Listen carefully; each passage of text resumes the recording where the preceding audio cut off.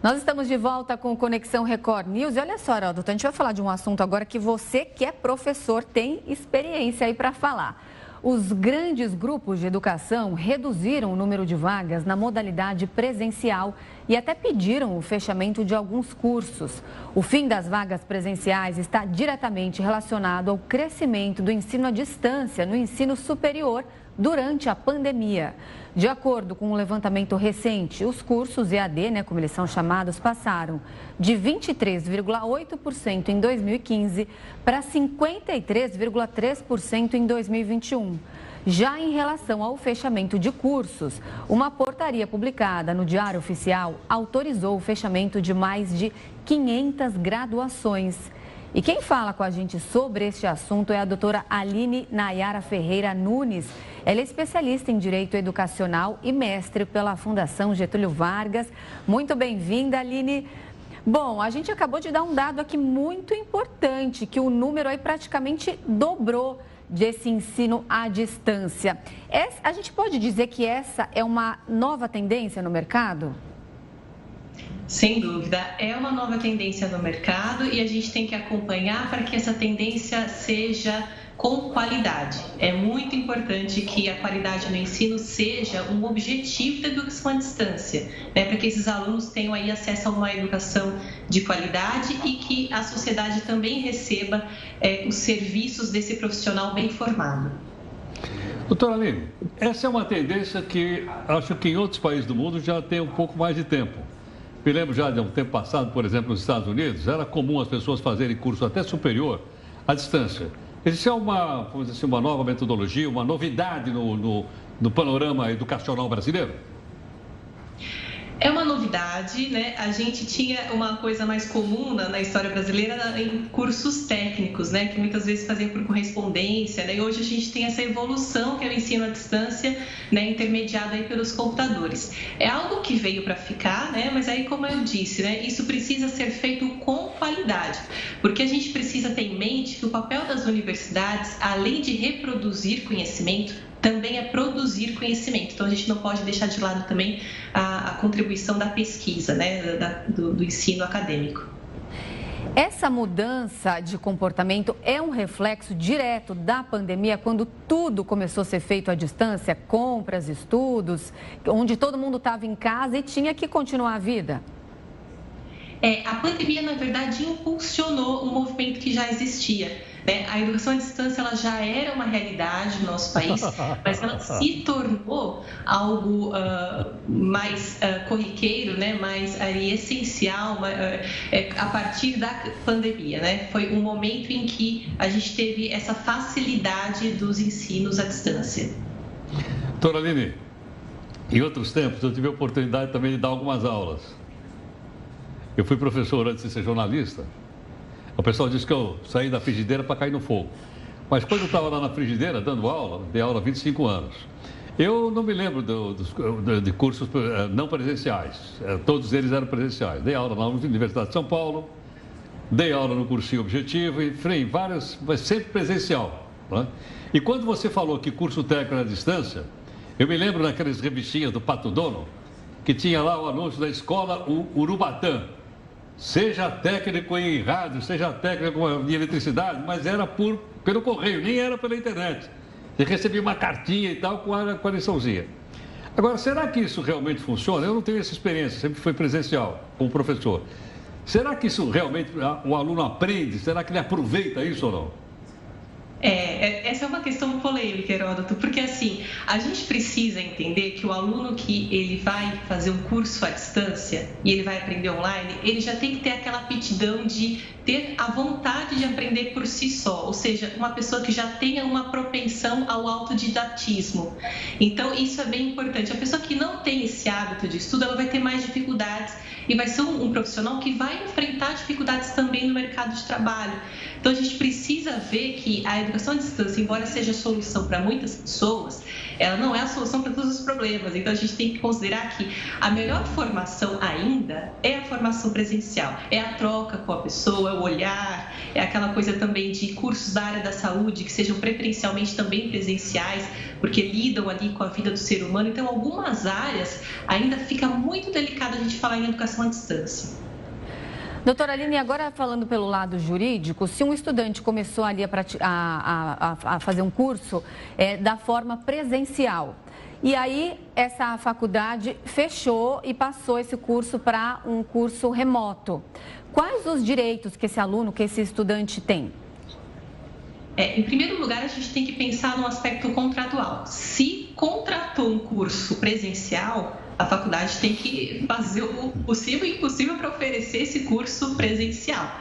Se por algum motivo ela não tem mais o ambiente, aconteceu alguma coisa, uma fusão de grupos universitários e ela não tem mais como oferecer esse curso presencialmente, ela precisa fazer uma alteração no contrato e esse aluno precisa fazer o acordo, né? Ou seja, estar ciente dessa mudança e eventualmente até trazer algum tipo de benefício para esse aluno, seja uma mudança no valor da mensalidade, algo nesse sentido para que o aluno não seja prejudicado nessa mudança.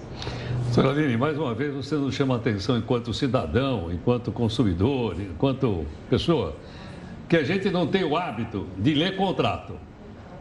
Que é aquele negócio chato, compridão, não é isso?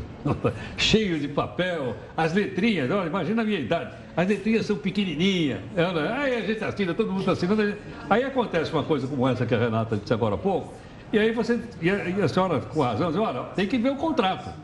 Se no contrato está estabelecido, tudo bem, agora se não está estabelecido, talvez eu possa entrar na justiça, é isso? Tem essa questão, Heródoto, e a gente também está falando de Código de Defesa do Consumidor, né? Quando a gente fala em aluno e universidade, a gente está falando de uma relação de consumo. Então, a gente tem que observar que esse contrato tem que ter cláusulas claras. É uma obrigação das universidades e das escolas oferecerem cláusulas claras. Se ainda assim ficar muito rebuscado para entender, manda um e-mail com uma arte, alguma coisa que fique muito claro, dizendo, olha, o seu curso hoje ele não é mais presencial, ele vai ser à distância. Se você tiver alguma discordância, por favor, venha conversar com a gente. Então, tem que ter essa clareza, que é o que o Código de Defesa do Consumidor determina, e a gente tem que cuidar para que isso, de fato, seja observado. Agora, falando quando esse curso remoto for realmente uma escolha, qual é o perfil desse estudante que escolhe esse curso? A gente tem que lembrar também que hoje em dia são pessoas de todas as faixas etárias que começam um curso, que começam uma faculdade. Quando a pessoa é um pouco mais velha e às vezes trabalha, esse curso também pode ser benéfico, porque ela consegue fazer em outro horário, consegue fazer de casa, mas também tem o lado dos jovens, aquela pessoa ali que acabou de sair da escola e começa uma faculdade, ela perde, de certa forma, uma interação, aquela socialização tão importante com os alunos e os professores no dia a dia, não é, Aline? Exatamente. Essa habilidade falta para a educação à distância.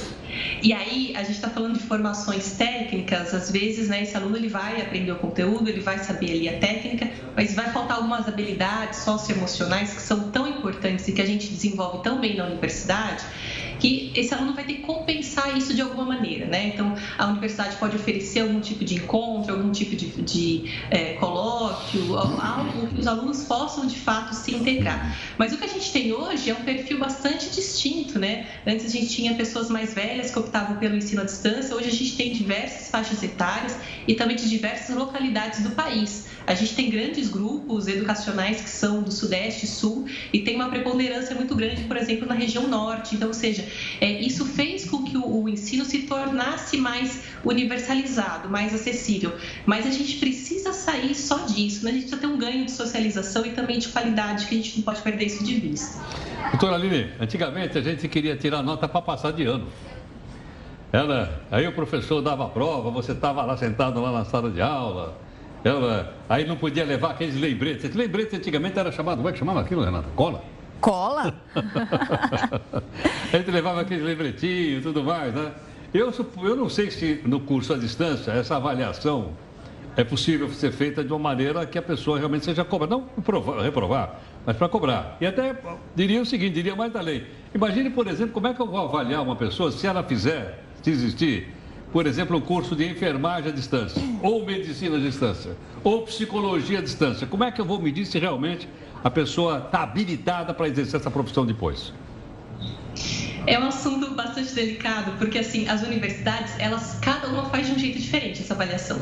Então, tem universidade, inclusive, que isso até já foi objeto de reportagem jornalística, que usava uma espécie de robô para fazer a correção das provas, né? Então, isso é totalmente antipedagógico, né? Não é isso que a gente quer para a educação brasileira e para nenhum outro país. Então, a gente precisa cuidar, né, para que o MEC, de fato, crie regulações e deixe claro quais são, né, na verdade, as situações de correção dessas provas, né? E, claro, cuidar para que muitas dessas atividades sejam feitas nos polos, que é o que acontece na maioria das situações, né? O aluno, ele aprende tudo online, mas ele faz a prova num polo mais perto de sua casa, né? Mas existem algumas situações que o aluno faz a prova online e daí tem, sim, possibilidade de cola e de outros tipos de consultas. Doutora Aline, a gente falou também que alguns cursos de graduações foram fechados. Olhando agora pelo lado das faculdades, como que a faculdade sai ganhando ou perdendo? Enfim, quais são os dois lados com o aumento desses ensinos à distância? Ela ganha em termos de custos, né? Ou seja, tem uma redução nos custos absurda, né? Você tem menos professores, você vai precisar de um professor para fazer aquela matéria e depois você coloca no sistema. Então, a despesa maior que ela vai ter, muitas das vezes, é com um sistema eletrônico que seja profissional e não com os professores, né? E não com a remuneração dos professores. E isso, né? A gente está falando aí num resultado de médio a longo prazo que vai ter talvez aí um prejuízo, né? Na qualidade de educação. Porque a gente percebe que esse não é o foco, né, das instituições de ensino, né, de garantir que esse aluno ele não só aprenda o conteúdo, mas que ele saiba aplicar e conceber esse conteúdo de uma forma crítica, né, de uma forma que incentive esse aluno a outros desafios acadêmicos, né, como mestrado, doutorado, ingressar na pesquisa acadêmica. Então, são assuntos que ainda não são objeto de regulação pelo MEC e aí cada universidade acaba fazendo de sua maneira, né, e aí a gente pode chegar a um cenário de baixa qualidade.